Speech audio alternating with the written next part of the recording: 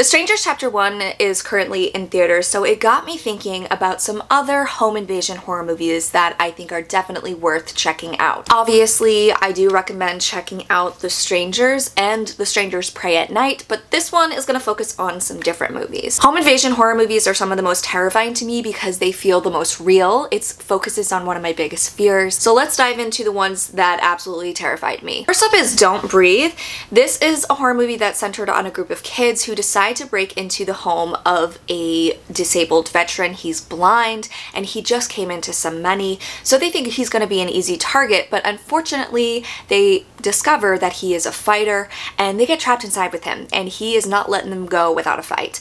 This one is really dark. It has some really creepy moments and it has a really terrifying scene with a turkey baster. Next is Hush, which is a Mike Flanagan horror movie about a deaf writer who is spending her time in a secluded cabin to write her next book when a masked killer shows up outside of her door. I think this one is unique and cool because it's focusing on a character who has limited senses, and she doesn't realize that the killer is there at first, and he's literally creeping around the house, standing behind her, and she has absolutely no idea. But what I love about it is that despite all of this, she's still an incredible fighter, and she is very resourceful, and she handles herself very well. Then we have Inside, which is a French extreme horror about a woman who is pregnant. She's about to give birth. It's Christmas Eve, and this strange woman shows up on her doorstep, and she wants her baby, and she will stop at nothing to get inside to get that baby.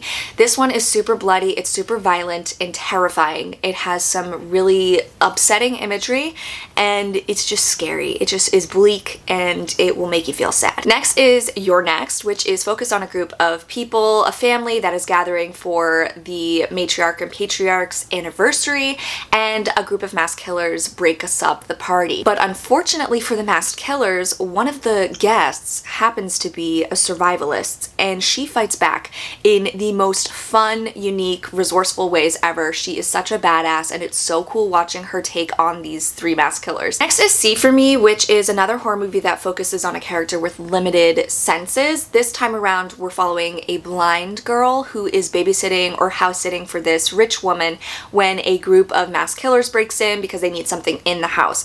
And the girl relies on this app called See For Me, which connects her with a person who is visually able to see, and that person has to direct her around the house, help her get around without being detected by the burglars. I think this is a unique concept of utilizing this girl's lack of vision and how they work around that with this unique app element that kind of brings it into a modern setting.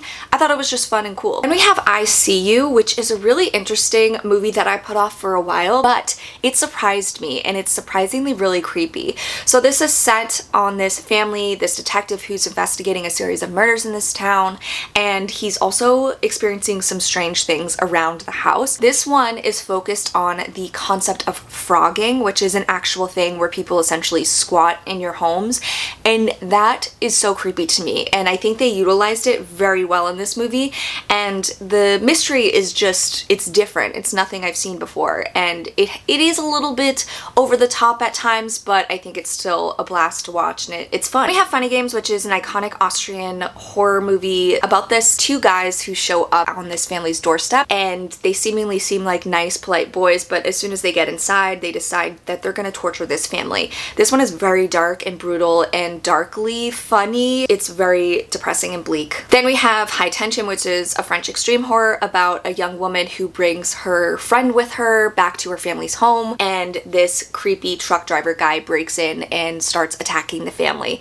This one is brutal, it's disturbing and shocking, and it has some surprising twists. Incident in a Ghostland is another really unique one. It's focused on these two daughters and a mother who are living in this home in the middle of the country when somebody breaks in and tortures them. It takes unique roots in the story, and it's very surreal and dreamlike at times, and it's really shocking and very disturbing. And lastly, we have Panic Room, which is kind of more on the thriller side. This is a David Fincher movie about a mother and daughter who move into a new home that has a panic room. While they're living there, a group of people break in and they go into the panic room, but unfortunately the group of people breaking in wants what's inside the panic room. So the whole whole movie revolves around them trying to get inside the panic room and the people in the panic room trying to figure out how to survive.